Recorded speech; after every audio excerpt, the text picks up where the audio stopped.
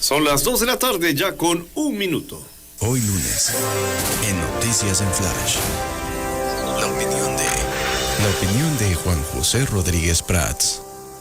Le gusta venir aquí a la cabina, nos lo ha dicho en varias ocasiones. No es que no le guste hablar por teléfono, pero le gusta más estar de cuerpo presente. ¿Cómo está, licenciado? Buenas tardes. Muchas gracias, Hugo. Efectivamente, creo que el comentario cuando nos estamos viendo los rostros se inspira a uno, es más genuino.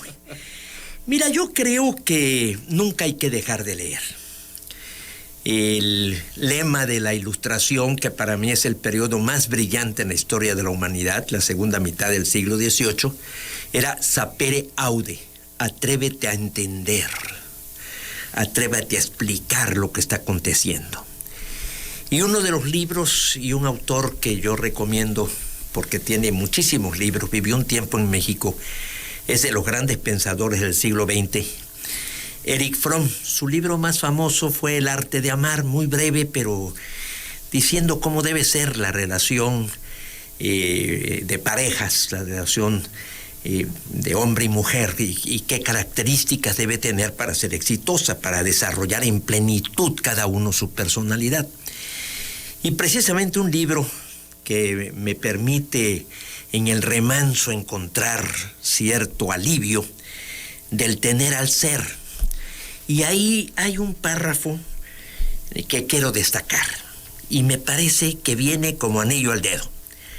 Ser ingenuos y fáciles de engañar es hoy más inadmisible que nunca. O sea, no debemos permitir el engaño, puesto que el predominio de la falsedad puede llevarnos a una catástrofe, porque cierra los ojos a los verdaderos peligros y a las posibilidades verdaderas.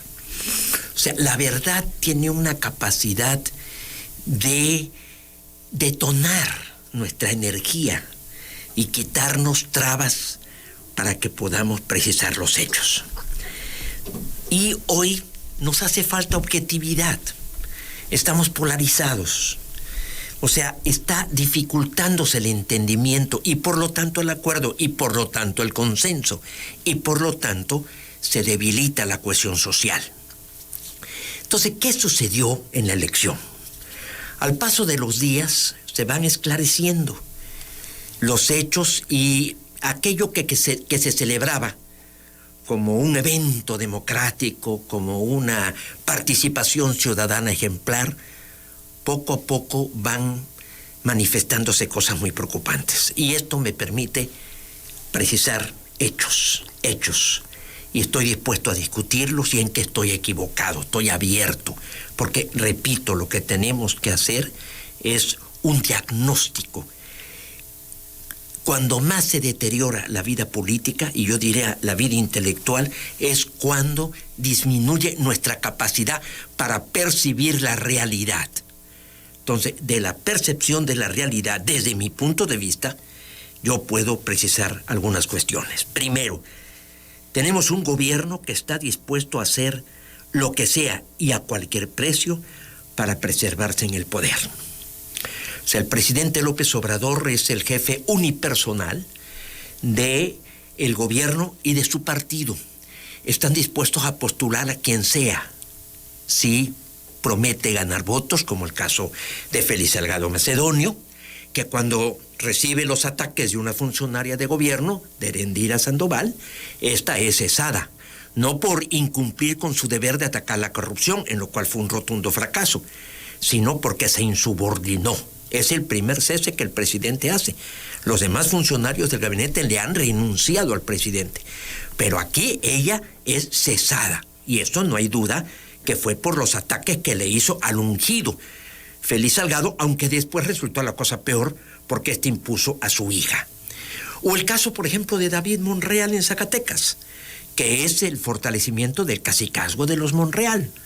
Un hombre que está señalado de corrupto por los programas ganaderos, que se le vio manosear a su compañera candidata, que lo regaña Ricardo Monreal, y es un video que se estuvo exhibiendo, y que ahora va a enfrentar o va a estar 6 años al frente del gobierno de Zacatecas. Y ahí pierde una mujer ejemplar. No tengo el gusto de conocerla. Es una mujer que sufrió un accidente, está en silla de ruedas, Claudia Anaya, que dio un ejemplo extraordinario de deber cívico, de entrega apasionada al servicio de los demás. Una mujer que yo la escuché en el Senado, muy elocuente, y podríamos mencionar otros ejemplos.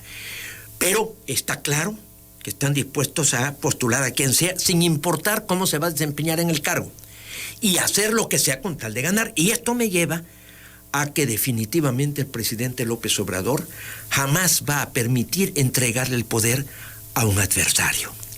O sea, el señor presidente, nuestro paisano, en su diccionario no está la palabra alternancia. Oiga, licenciado, y ahí, antes de irnos, porque una cosa es jamás permitir y otra cosa es hacer todo lo posible porque gane mi partido, que eso es... Exacto. Se puede entender como algo lícito, ¿no? Me parece extraordinaria tu observación.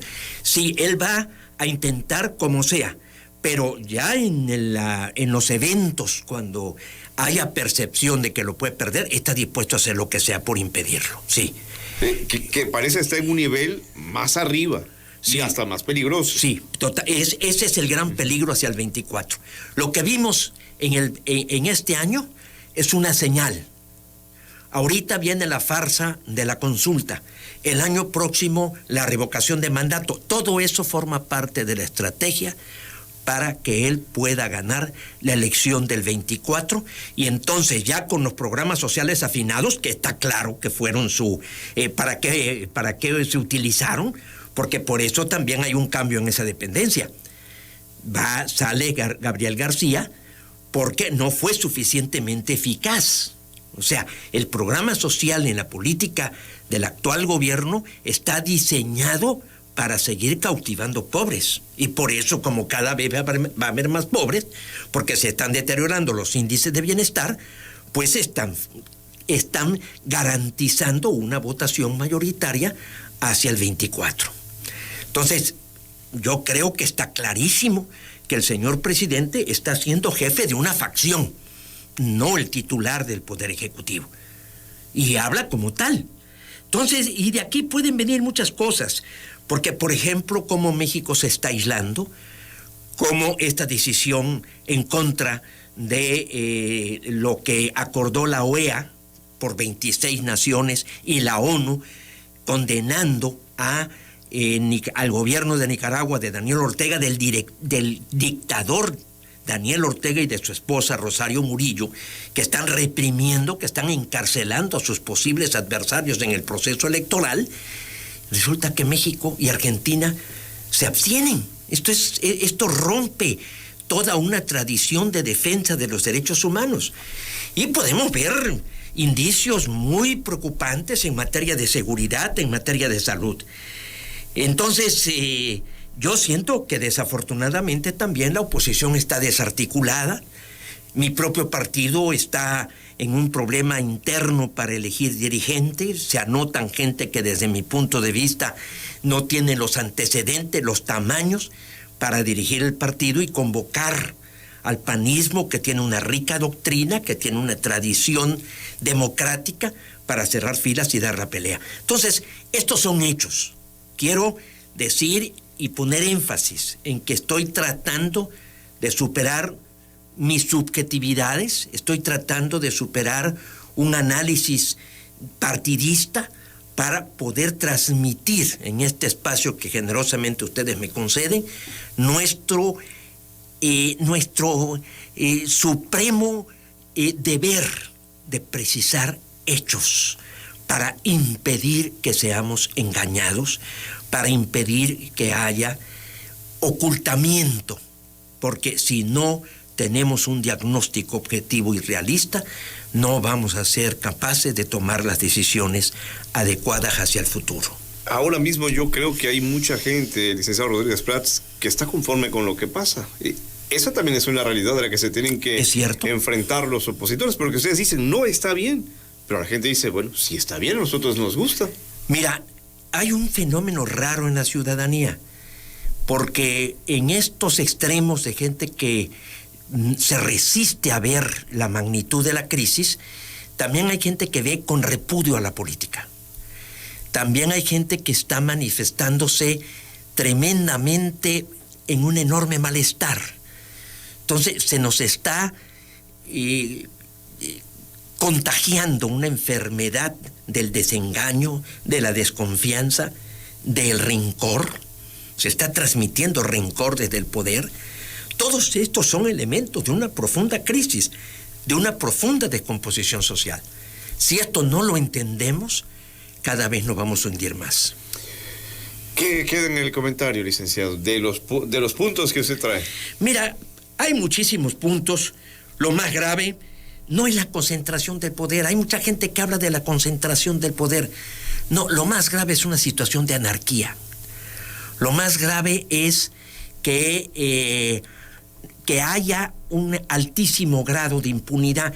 Hay una organización que se llama Foro de la Paz, que da ciertos indicadores para clasificar qué países son frágiles, o sea, vulnerables y con tendencia al colapso como estados. México estaba en el lugar 150 de 179, o sea, entre más alto era mejor, o sea, los indicios bajamos a 90. O sea, estamos 60 puntos abajo en el gobierno de Andrés Manuel. O sea, somos más frágiles hoy. Somos más frágiles hoy. Y hay un dato, el 0.9 de los delitos son los que reciben castigo. 0.9, no llega al 1%. Este es un dato tremendamente preocupante. Estamos viendo el coronavirus, estamos viendo las masacres.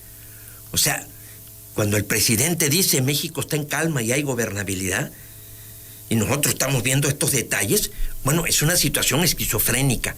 Por eso mi llamado a la ciudadanía a que podamos tener capacidad para percibir los hechos. Habla usted de la impunidad, ¿y ahí cómo la combaten?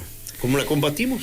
Mira, yo siento que una de las cosas es la frivolidad con la que se ha asumido el ataque a la corrupción. El ataque a la corrupción debió haberse diseñado. Por cierto, Roberto Salcedo sí me parece que corresponde al perfil del cargo. Roberto Salcedo, no tengo el gusto de conocerlo, pero sí conozco sus antecedentes. Él trabajó un tiempo en Tabasco, en el gobierno de González Pedrero, junto con Mauricio Merino. Y este sí es un profesional de la administración pública. Él contribuyó en mucho a diseñar el Sistema Nacional de Anticorrupción del sexenio pasado. O sea, atacar la corrupción es algo tan complejo y está en todos los escenarios de la vida nacional y está en todos los niveles y los distintos órdenes de gobierno, que demanda un programa integral, no una simple declaración de que ya se acabó la corrupción y de que conmigo comienza la honradez. No, eso no es cierto. Eso no es cierto. Eso es subestimar los hechos. Entonces, ¿cómo atacar eso que tú señalas? Implica un gran acuerdo. No me gusta el término de un nuevo pacto, pero sí implica algo mucho más complejo. Hay muchas naciones que no han logrado disminuirla, porque ya hablar de erradicar me parece... Hablamos del factor humano. Hablamos de que está extendida. Y ahorita México está peor calificado en materia de corrupción que lo que estaba el sexenio pasado. Ahora, ¿dejarán operar correctamente al secretario? Porque usted me ha dicho en ocasiones diversas, yo cuando era secretario tenía tales ideas, pero si no te deja la cabeza hacerlo es una cosa muy diferente. Tampoco podemos ser ingenuos, ¿no? Muy buena pregunta, porque efectivamente el hecho de que la Secretaría de la Contraloría o la Secretaría de la Función Pública, que ahora se llama, dependa del Ejecutivo, ya estamos mal, porque es un poder revisándose a sí mismo. O sea, el jefe de Roberto Salcedo, sin duda es el presidente. Esto debió haber correspondido al auditor superior de la Federación, al cual desacreditó el presidente y lo señaló, que es un agente que yo tengo el gusto de conocer, David Colmenares Páramo, que es un agente que tiene cierta experiencia y cierta carrera. Lo descalificó cuando se habló del costo de la cancelación del nuevo aeropuerto. Pero aquí es donde funciona la teoría de la división de poderes. El poder legislativo controlando y vigilando. El vigilante es el poder legislativo. Pero bueno, está dentro de la Secretaría de Estado, de la Función Pública, en el ámbito del Poder Ejecutivo, ojalá y el presidente, que exista entre sus funciones, darle atribuciones, respetarlo y cuando encuentre algo no intervenir para que venga un problema de impunidad. Y ahí luego viene la idea, lo he escuchado muchas veces, ¿y por qué no lo hicieron los panistas antes? Cuando estuvieron en el poder, ¿y por qué no lo hizo el PRI? Y ahí como que se desacredita todo y al final de cuentas nos perdemos, seguimos en lo mismo, quedamos en el limbo, no avanzamos, al contrario, retrocedemos. Mira, yo creo que uno de los problemas es la alianza de complicidades. No hables porque tú tienes cola que te pisen, o sea, aquí nos callamos todos. Y efectivamente sí siento que faltó en las dos administraciones del PAN un mayor empuje a un tema que era elemental, porque desde el 39 la voz de Gómez Morín era precisamente señalar los vicios de un Estado, de un gobierno en materia de falta de democracia y de honestidad en la administración pública. Licenciado Rodríguez Prats, se nos ha ido el tiempo ya destinado para el comentario de hoy. No sé si quiere agregar algo. Pues mi querido Hugo, que nuevamente ratifico que cuando vengo, pues como que me siento más inspirado. Pero le interrumpo más, y no es la idea. Y eso también me pica la cresta. Ándale pues. Es el licenciado Rodríguez Prats. Vamos a ir a la pausa, ya son las 2:16. Regresamos enseguida. Con el programa de mejoramiento urbano realizamos los trabajos de pintura, mantenimiento integral, plomería e